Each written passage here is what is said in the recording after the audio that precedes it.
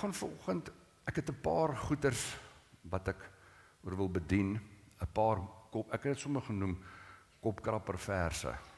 En daar's 'n paar kopkrapper verse wat ek in die volgende 3-4 weke oor wil gesels. En ek wil begin vanoggend met die eerste ene. En die eerste ene wat ek oor wil praat vanoggend, en ek wil eers 'n paar vrae vra. Miskien kom ons nou net by een uit. Ek het 3 hierso so lank voorberei. Is, wat moet jy doen om hemel toe te kan gaan? Ekskuus, jy moet die Here aanneem as jou verlosser en saligmaker. OK. Goed, jy het nou die Here aangeneem as jou verlosser en saligmaker, maar jy het Saterdag bietjie te veel gedrink, jy dronk geword. Toe gaan jy nog hemel toe of jy nou dit verloor? Sy sê jy gaan nog hemel toe wanneer die Here al jou sondes vergewe. So jy ry nou hier op pad na die myne toe, jy's baie gefrustreerd. Jy ry hier in hierdie pas, Watervalsrivier pas. Daar's 'n lorry voor, 7 karre voor jou. Jy's haastig huis toe. En hier kom 'n man hier van die kant af verby. Op 'n sperstreep. En toe hy hier by jou kom, toe kom daar 'n kar van voor af. En toe het jy 'n keuse. Of jy slek af en jy maak pad dat die ou kan inkom, of jy gee vet en druk hom dat die aankomende lorry oor hom kan ry. Maar toe het jy nou maar besluit, ja, hierdie oud sekere vrou en kinders, jy slek toe bietjie af en hy kom voor jou in, wat het jy toe vir daai ou toegesnou? Christo, jy lyk heilig asof dit nooit met jou gebeur nie. Ek ken Christo so goed van sy doeke daar af, ek weet wat het hy gesê. Wat het jy daai ou toegesnou? Nadat jy hom dit toegesnou het, gaan jy nog hemel toe? Of het jy nou jou burgerskap in die hemel verloor? Jy het hom gevloek, so moet jy nou eers dit gaan bely en vergifnis kry, voordat jy weer toegang tot die hemel het, of as jy daar sou doodgaan, gaan jy hel toe. Hoor 'n stem hier agter my. Lisan, hang of jou lewe is. OK, jy het jou hart vir die Here gegee, toe jy in matriek was. Ja, maar jy vloek nog, jy drink nog, en jy raak nog kwaad. Nee, maar jy doen dit nog. Gaan jy nog hemel toe of nie? Of moet jy dit eers bely en vergifnis kry voordat jy kan gaan? Ekskuus? Bely om hemel toe te gaan, of moet jy dit nog bely? Bely om vergifnis te ontvang, met ander woorde, as jy dit nie bely het, is jy nie vergewe nie. OK, en as jy nie vergewe is nie, kan jy hemel toe gaan, ja of nee? Hoe jy weet nie. OK? Kan 'n ou met onbelyde sonde, en as ek praat van sonde, praat ek nie van om die merk te mis nie. Ek praat van, kom ons noem dit nou maar die ou, uitgetrapte ou kliseë, rook, drink en vloek. Dis mos waar ons die ouens op gekap het altyd. Rook, drink en vloek, net nie hoogmoed nie, net nie skinder nie, net nie iets anders nie. As jy nog rook, drink en vloek, kan jy nog hemel toe gaan? Ja of nee? En dan het ons die grappie gemaak vir die ou wat rook, as hy in die hemel aankom, hy kan hemel toe gaan en ryk het of hy van die hel af kom. Ons het mos altyd die rokers en die drinkers en die vloekers pak slaag gegee. Maar nooit die hoogmoediges nie, nooit die wat aan eie geregtigheid is nie, nooit die klomp wat skinder nie. Hulle skinder 'n baie heilige ding gemaak, ons gaan bietjie vir mense intree. Wat kan jy my vertel? Wat kan jy my vertel? Vertel, dan kan ons vir hulle bid. En as ons klaar by die bid is, weet jy wat? Het jy dit gehoor? OK, het lyk my so 'n bietjie stilte. Maar gou julle Bybels oop by 1 Johannes 1. Die Bybel gebruik baie keer die woord sonde, sondis, sondig, baie keer in wisselterme, maar die goeters is nie altyd dieselfde nie. En ek wil nie nou daarop ingaan nie, maar ek wil net 'n kopkrapper vers vir jou gee. 1 Johannes 1 vers 8 en 9. Hierdie is seker een van die versies wat jy heel eerste geleer het in jou lewe. Vreeslike geestelike versie, vreeslike belangrike versie, en is in jou ingeprent. Vers 8 sê, as ons sê dat ons geen sonde het nie, mislei ons onsself en die waarheid is nie in ons nie. Vers 9, as ons sondes bely, hy is getrou en regverdig om ons die sondes te vergewe en ons van alle ongeregtigheid te reinig. As ons sondes bely, hy is getrou en regverdig om ons die sondes te vergewe en van alle ongeregtigheid te reinig. So as jy hierdie vers lees, dan sê hierdie vers, daar's geen vergifnis voor daar nie belydenis is nie. Is ek reg? As ons sondes bely, hy is getrou en regverdig om ons die sondes te vergewe en ons van alle ongeregtigheid te reinig. So as jy jou sondes nie bely nie, is jy onregverdig en jy is nie vergewe nie. Kan onregverdige mense en mense wat se sondes nie vergewe is nie, kan hulle hemel toe gaan? Ja. Ja, nee. Party sê ja, wie sê nee? Ons moet baie versigtig wees om nie net te dink aan rook, drink en vloek nie. Die skrif sê, dit wat jy nie in die geloof doen nie, is ook sonde. Ongehoorsaamheid val ook onder rook, drink en vloek. As ek en jy nalat om die goeie te doen, sê die skrif, dis ook sonde. So hoe werk hierdie vers dan van 1 Johannes 1 vers 9? As ons sondes bely, hy is getrou en regverdig om ons die sondes te vergewe en van alle ongeregtigheid te reinig. Hierdie vers skep die idee dat vergifnis van sondes afhang van die mense belydenis daarvan. En as ek praat van sondes, dan praat ek nie van om die merk te mis Jesus nie. Ek praat van die goed wat ek en jy verkeerd doen. Kwaad word, vloek, skinder, al daai goeters. Dit is waarvan ek praat. Dis waarvan ek praat. So, ek en jy moet op die plek kom waar ons eers bely, dan sal hy vergewe en eers dan is ons gereinig van ons ongeregtighede. Dit is hoe mens hierdie vers kan verstaan. Dit bring mee, as ons hierdie vers so verstaan, dan bring dit ons op 'n plek waar ons eintlik nooit vrede met God het nie. Want ek weet ek het hierdie ding verkeerd gedoen. Ek weet ek het nou net. Ek en Henry kom van Pretoria op Saterdag. Ek maak maar my goeders bekend, sodat julle weet ons is op gelyke vlak. Ons kom oor 'n blinde hoogte, op 'n sperstreep, kom daar 'n man by 'n kar verby. En as ons nie van die pad afgegaan het nie, was dit 'n kop-aan-kop botsing. Dis presies wat gebeur het met die ongeluk in Dullstroom, waar 6 mense laasweek dood is. Op 'n sperstreep, daar by Idillies verbygegaan. En Henry vra my 'n vraag, maar ek antwoord daar nie. Sy sê vir my, is jy nou kwaad? Ek sê vir wie wat? Ek is lus om draai om en kry hierdie ou in Belfast, steek 4 gate in sy wiele en slaat sy windscreen uit met 'n shifting spanner. Dit is wat ek nou lus is om te doen. Ek weet julle is te heilig om dit te voel, maar dit is waar ek was. Want sulke mense ontneem ander families van hulle geliefdes en gewoonlik kom hulle niks oor nie. Hulle pleeg moord sonder om te blik of te bloos en hulle laat 'n vrou met kinders agter. En so wat? En dan staan daai ding in my hart op. Is dit reg? Christus het reg om so te voel. Dankie Christus. Christus sê dit is reg om so te voel. Hy voel baie so. Maar sorry, dit is hoe ek gevoel het. Want as jy een van die ouens is wat hier myne toe ry, weet julle wat? Dit gebeur 1 keer 'n maand met jou. Of jy's die een wat dit doen. En sulke goeters maak my ongelooflik kwaad. Sulke goeters maak my nie 'n intercessor nie. Sulke goeters maak my ek hou nie daarvan nie. Ek hou glad nie daarvan nie.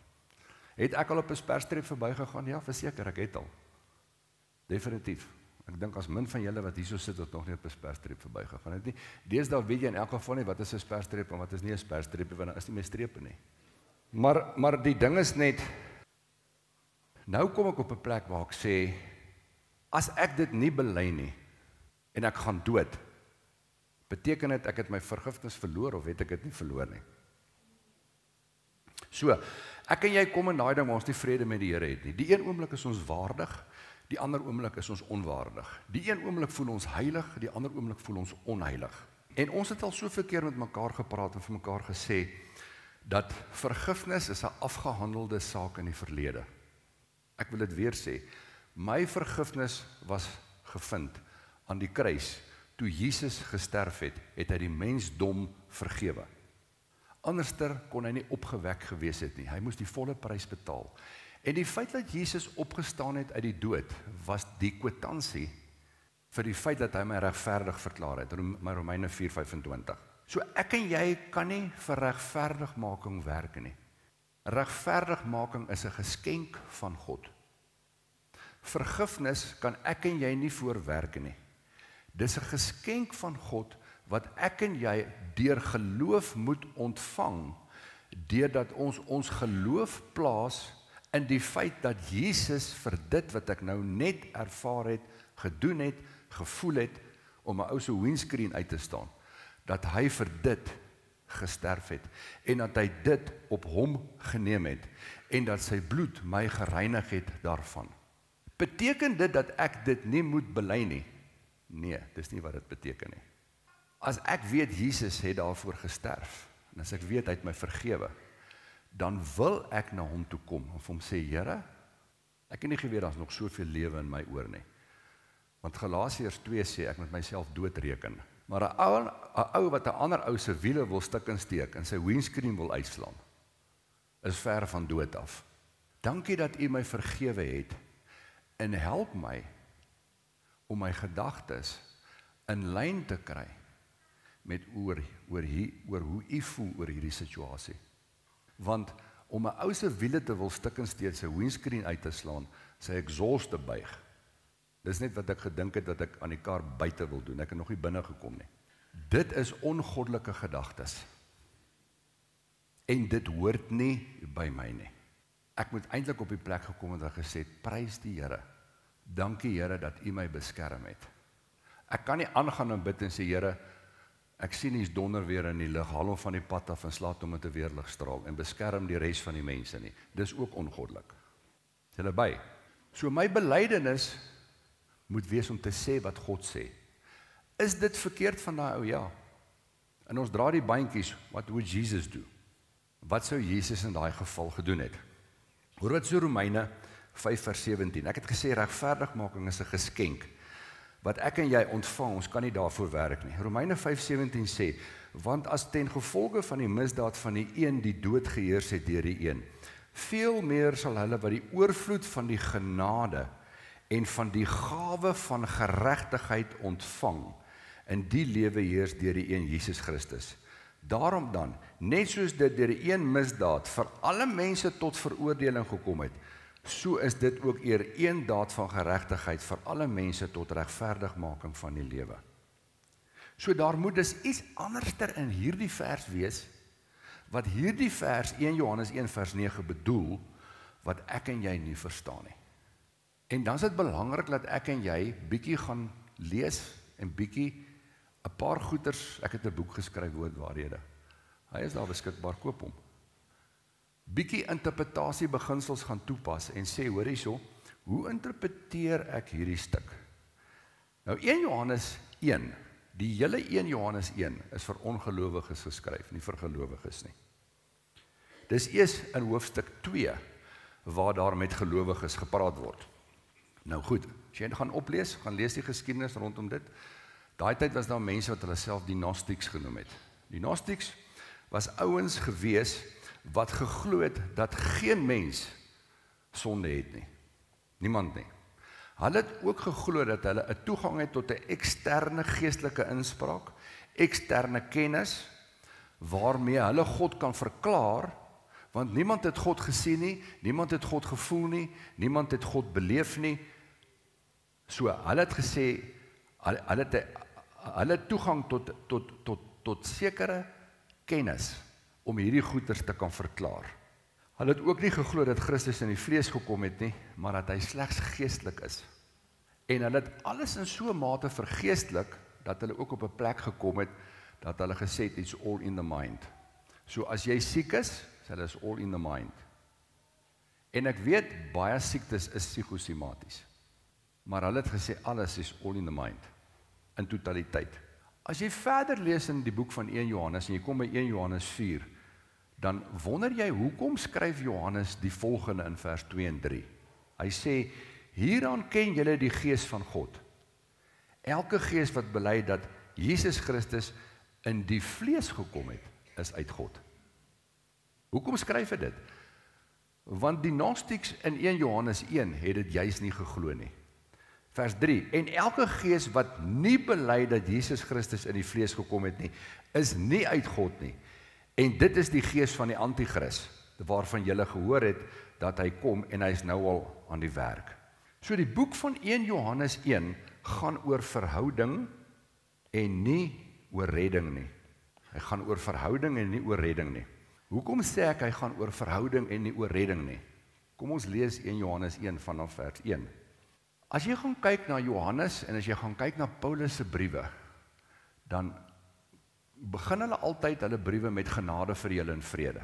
Of as jy gaan kyk na Johannes en sê hy, my kinders, met ander woorde, hy spreek, jy kan agterkom hierso, hy praat met Christene.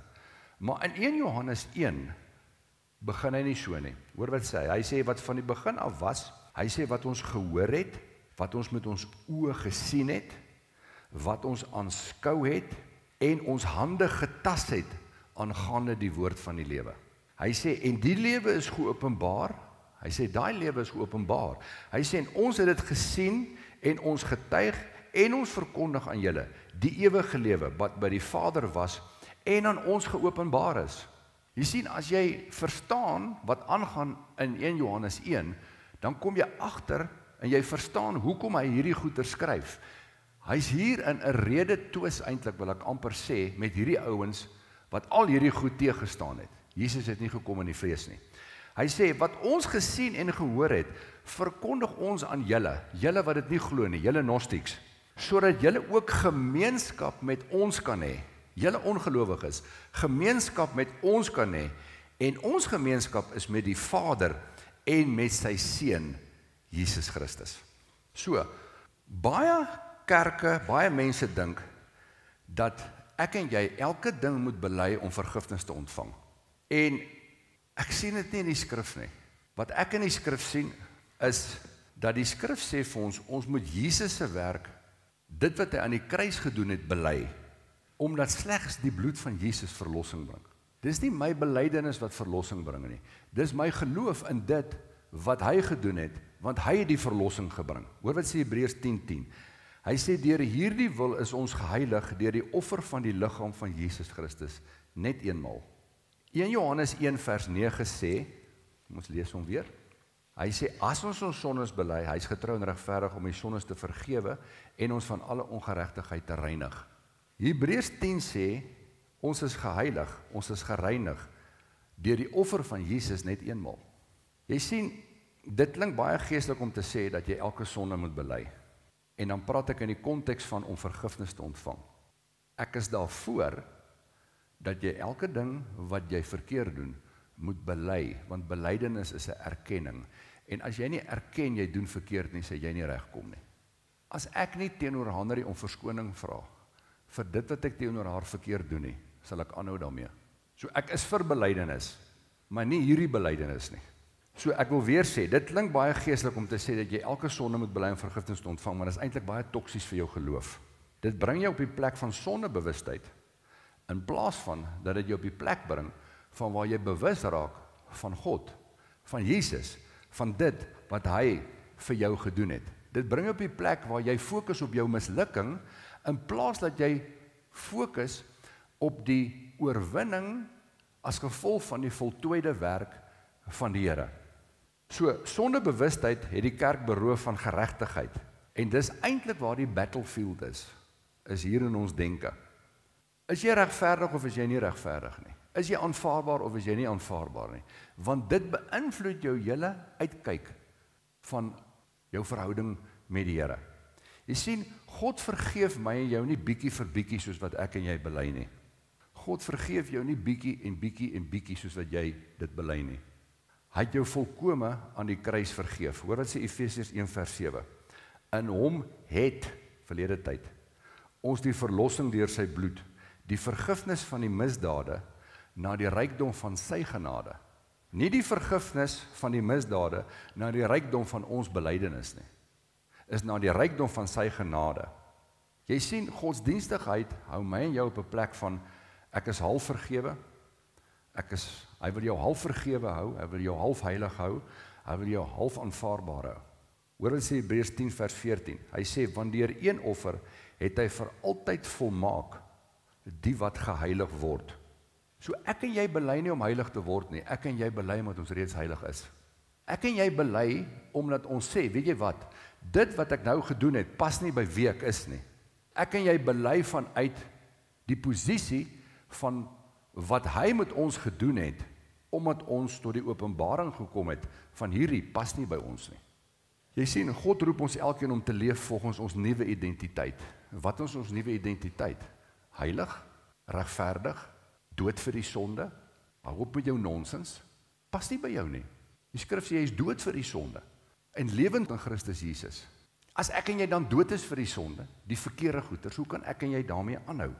Jy sien, dit verander jou gebedslewe, dit verander jou verhouding met hom, dit verander jou vrymoedigheid teenoor hom. As ek en jy op 'n plek is waar ons leef vanuit ons nuwe identiteit. Jy sien, wat het ek hier geskryf? Ek sê jy is nie 'n sondaar wat deur genade leef nie. Ek wil dit weer sê. Jy is nie 'n sondaar wat deur genade leef nie. Jy was 'n sondaar wat regverdig verklaar is deur genade. Jy is dit nie meer nie, jy was dit. Want as jy dit is, dan doen jy nog dit wat daarbey pas. Maar die skrif sê jy was dit. As jy dit was, tree dan op soos wie jy nou is, die heilige van God. Ons moet ophou om te grawe wat die kruis reeds begrawe het en ons herskryf dit wat die bloed reeds uitgevee het. Ek wil dit weer sê. Ons moet ophou om te grawe wat die kruis reeds begrawe het. En ons moet ophou om te herskryf dit wat die bloed reeds uitgevee het. Wat sê Hebreërs 10 vers 1 en 2. Kom ek lees dit gou-gou. Hebreërs 10 vers 1 en 2 sê volgende: Want die wet wat 'n skaduwee het van die toekomstige weldade, nie die beeld self van die dinge nie, kan nooit deur dieselfde offers wat jaar na jaar gedurig gebring word, die wat toetree tot volmaaktheid lei nie. Hy praat hier van die Ou Testamentiese offers. Hy sê anders sou hulle opgehou het om geoffer te word, omdat die wat die diens verrig nadat hulle eenmaal gereinig is, geen bewussyn meer van die sonde sou gehad het nie. Jesus het gekom, hy het ons vergewe aan die kruis. En daarom sê hy, omdat ek jou sondes vergewe het, is jy veronderstel op 'n plek te kom waar jy geen bewussyn meer daarvan het nie. Hoekom het jy nie 'n bewussyn meer daarvan nie? Tweeledig, hy het jou vergewe, en die tweede ding is, jy doen dit nie meer nie. Jy doen dit nie meer nie. Jy's verlos daarvan. God roep ons elkeen om te leef volgens ons nuwe identiteit in Christus. Dit is waarvoor hy ons roep. Maar ongelukkig het die kerk gekom en my en jou identiteit en die kerk se identiteit gebou op Adam en nie op Christus nie. Ek en jy kan nie ons lewe op Adam bou nie.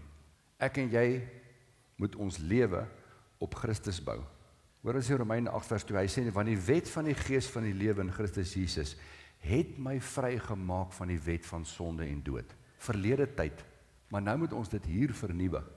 Jy sien, vryheid is nie 'n doel waarheen ons werk nie, maar wel 'n geskenk wat ons deur geloof ontvang, as gevolg van die opstanding en sy genade.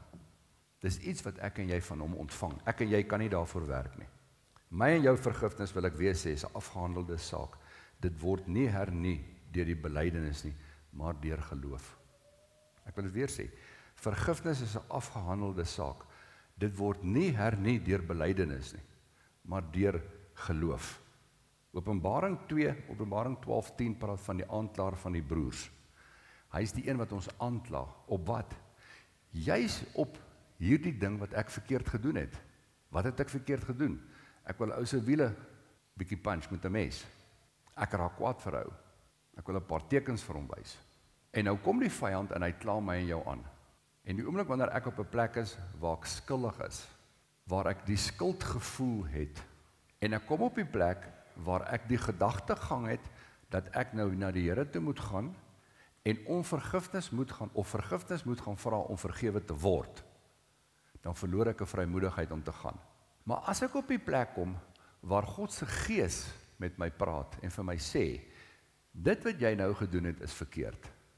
En ek besef dat die bloed van Jesus my reeds gereinig het en vergewe het, dan het ek 'n vrymoedigheid om na God te gaan en te sê, Here, dit wat ek nou gedoen het, is totaal en al verkeerd. Dankie vir u vergifnis.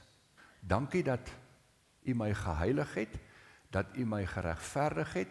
Dankie dat dit nie my identiteit verander het nie. Dankie dat dit nie verander het hoe u my sien nie, want u sien my deur die bloed van Jesus. Dan bring dit my op 'n plek waar ek na God kan hardloop, want luister hierso, ek sal nie van hierdie moordgedagtes of wraakgedagtes ontslaa raak as dit nie deur sy Gees is nie. Dis net sy gees wat die werke van die vlees kan doodmaak. Ek gee maar net 'n voorbeeld rondom dit. In die Nuwe Testament word gelowiges nooit die opdrag gegee om hulle sondes te bely en vergewe te word nie, maar wel om Jesus te bely. So skokkende ding wat ek sê. Romeine 10:9 sê, as jy met jou mond die Here Jesus bely en met jou hart glo dat God hom uit die dode opgewek het, sal jy gered word. God roep ons om Jesus te bely. God roep ons om die oorwinning te bely. Bely is om te sê wat God sê. Ek sê weer, ek sê nie as jy verkeerd gedoen het, dis Gods water oor Gods akker, ag sou wat nie, dit is nie wat ek sê nie. Ek sê weer, dat as ek iets verkeerd gedoen het, dan vat ek daai ding na die Here, met die wete dat hy my vergewe het, en ek voel eintlik vreeslik sleg.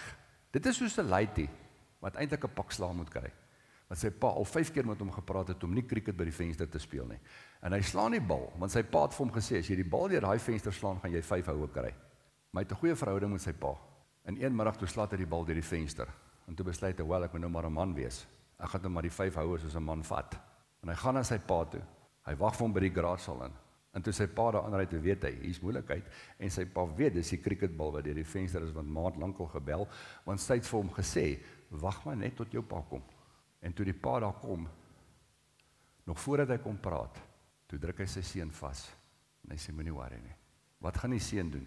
Ek kan jou verseker, maar sy pa hom vasgedruk het, en hy pa sy hart gesien het, gaan hy in sy hart op die plek wil wees, waar hy sê, weet jy wat, ek het 'n awesome pa, ek wil gehoorsaam wees. Het help jy voet oor hom, en hy stap al weg, en hy vra, sy boetie vra, was dit seer? Hy sê, ja, daar is toch nie seer nie. Dan sê sy boetie, nee, ja, kom ons gaan speel weer krieket daar by die groot glas deur. Dan gaat hulle, dan doen hulle het weer. So 1 Johannes 1 vers 9 is nie geskryf vir gelowiges, nie, is geskryf vir ongelowiges. Dit is hoekom Johannes daar skryf, sy disciples, en sê, hoor hierso, julle ouens, ons het hom gesien, ons het hom gehoor, ons het al hierdie goeders, ons het hom beleef. Kom in verhouding met ons, sodat julle ons verhouding met die Here kan sien, met die hoop dat julle ook in verhouding met God kan kom. Dis waarvoor 1 Johannes 1 vers 9 gaan. Daar is nog tyd vir een, Matteus 7. Kom ons blaai na Matteus 7 toe. Moet jy jou sondes bely by die Here? Jou goeders wat jy verkeerd doen? Ja, 1000-mal ja. Matteus 7, hier is 'n lekker ene. Matteus 7:21. Nie elkeen wat vir my sê, Here, Here, sal ingaan in die koninkryk van die hemele nie, maar hy wat die wil doen van my Vader wat in die hemel is. Baie sal in daardie dag vir my sê, Here, Here, het ons nie in u naam geprofeteer, in u naam duiwels uitgedrywe, en in u naam baie kragte gedoen nie. En dan sal ek aan hulle sê, ek het julle nooit geken nie. Gaan weg van my, julle wat die ongeregtigheid werk. Wie van julle doen die wil van die Here? Steek gou julle hand op. Kom, maar nou nie lieg nie, want dan het jy ook sonde, dan moet jy eers 1 Johannes 1 vers 9 bely, anders dan gaan jy help, nee. Wie van julle doen die wil van die Here? Wie van julle doen nie die wil van die Here nie? Hierdie gemeente gaan almal na die tussenstadium. Ek het al gehoor, hulle sê, daar is 'n tussenstadium ook, miskien kom hulle daar tot redding. Want hy sê, jy moet die wil van die Here doen. As jy nie die wil van die Here doen, nie, sê die koninkryk van God nie sien nie. Hierdie vers sê, dit staan in die Bybel. Hierdie vers word baie keer gebruik om Christen te manipuleer. Baie keer. Of gedreig om heilig te lewe. Want as jy hoor, jy doen nie die wil van die Here nie, waaraan dink jy? Suzette? Sy dink het aan foute. En ons dink hierdie goeters, want as ons hierdie vers hoor, voel ons dadelik skuldig, né? Hierdie vers word baie keer gebruik deur mense wat hulle self meerderwaardig ag as jy. Hulle dink hulle is hierdie vreeslike heilige mense in dit wat hulle doen.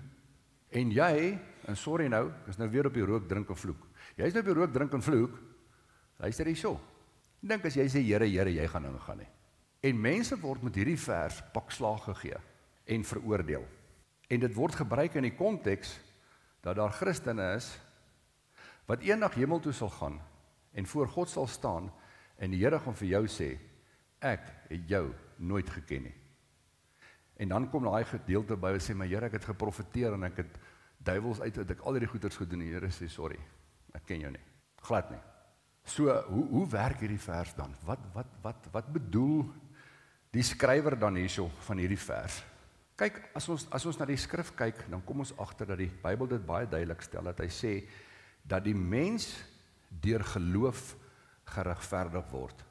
Nie deur iets anderster nie. Hoor wat sê Johannes 10, vers 27 tot 28. Hy sê, my skape luister na my, en ek ken hulle, en hulle volg my. En ek gee hulle die ewige lewe, en hulle sal nooit verlore gaan tot in ewigheid nie, en niemand sal hulle uit my hand uitruk nie. Nie elkeen wat vir my sê, Here, Here, sal ingaan in die koninkryk van die hemele nie, maar hy wat die wil doen van my Vader wat in die hemele is. Baie sal in daardie dag vir my sê, Here, Here, het ons nie in u naam geprofeteer en in u naam duiwels uitgedrywe nie, en in u naam baie kragte gedoen nie, en dan sal ek vir hulle sê, ek het julle nooit geken nie. Ok, kom ek pak op Suzette. Suzette het die Here aangeneem, maar Suzette het nie die wil van die Vader gedoen nie. Dit is hoe ons die vers verstaan. Nou kom die Here en hy sê, jy het my aangeneem 30 jaar terug, maar ek ken jou nie. Ek weet, kan ons nie die waarheid wees nie. Die Here het al geken. En dan kom die Here in Johannes 10 en sê, weet jy wat, niemand sal jou uit my hand uitruk nie. Maar ek glo dat jy op die plek kan kom, waar jy my kan verloon en sê, ek is klaar met Christendom, ek is klaar met die Here Kubai, maar ek wil nie nou daaroor gesels nie. So die Here stel dit baie duidelik, dat hy sê, niemand sal verlore gaan, wat in hom glo en bly glo nie. Mense kan nie hulle redding verloor nie. Nou kan ons op die plek kom verstaan, okay, glo jy een keer gered, altyd gered. Dis bietjie meer kompleks as dit, ons gaan daaroor gesels.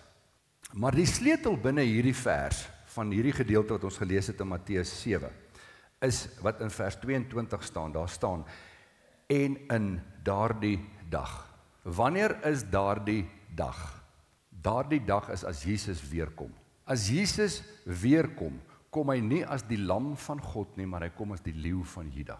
God kom om te oordeel, maar die oordeel wat God bring is nie 'n oordeel oor sonde nie, want die sonde is klaar aan die kruis geoordeel. God kom die anti-kris oordeel, hy kom die duiwel en sy demone oordeel.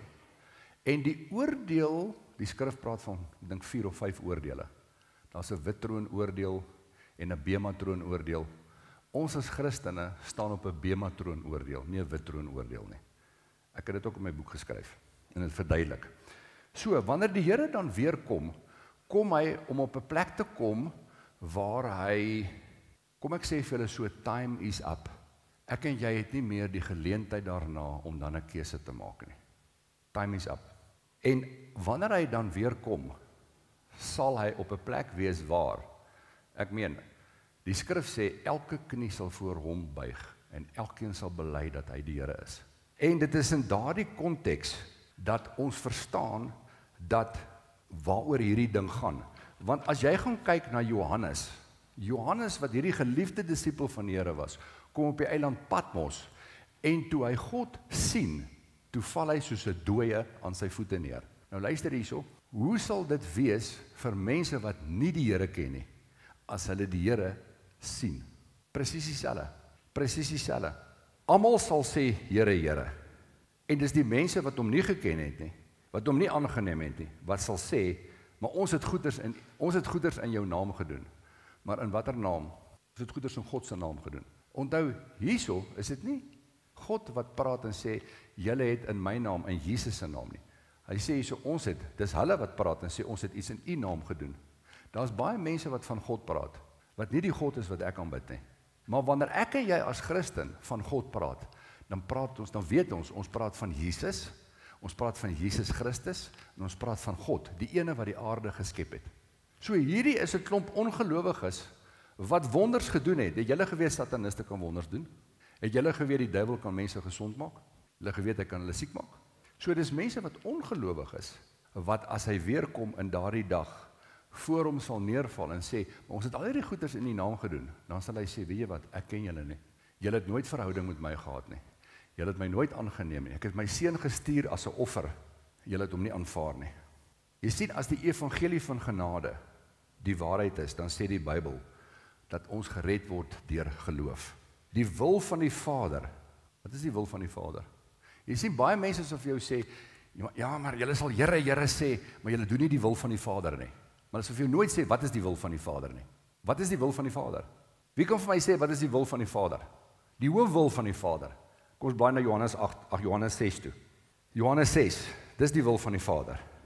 And this is the will of him that sent me, that everyone which seeth the Son and believe on him may have everlasting life. Die wil van die Vader is om in Jesus te glo. Dis die wil van die Vader. Onder dit is daar 'n wil van, as jy iemand dors het, gee hom 'n glas water. as jy vir iemand sien wat voedseltekort het, geef hom dit. As jy iemand wat siek het, lê op die hande op en bid vir hom. But the main thing, the main will of the Father is that you might believe in Jesus Christ, His Son, that paid for your sin by His blood. Dis die wil van die Vader. Dis die wil van die Vader. So, wat sê hierdie gedeelte? Hy sê nie elkeen wat vir my sê, Here, Here sal ingaan in die koninkryk van die hemel nie, maar hy wat die wil doen van my Vader. Hy wat die wil doen van my Vader. Wie van julle doen die wil van die Vader? Hoekom? Het Jesus aangeneem as saligmaker. As jy vanoggend hier is, en jy het nog nie die wil van die Vader gedoen nie, jy het nog nie die Here, die koning van jou lewe gemaak nie, kom vorentoe, dan bid ons saam met jou. Dis die wil van God. Die wil van God is dat elke mens, deur die goedheid van God, tot bekering sal kom. En God het sy goedheid aan ons openbaar, deur sy seun te stuur, om vir ons te sterf, toe ons nog sondaars was, sê die skrif. En baie keer, vat ons hierdie selfe vers, en ons quote hom uit konteks uit verband uit, en ons bedoel heeltemal iets anderster, as wat die vers regtig waar sê. Dis reg? Goed.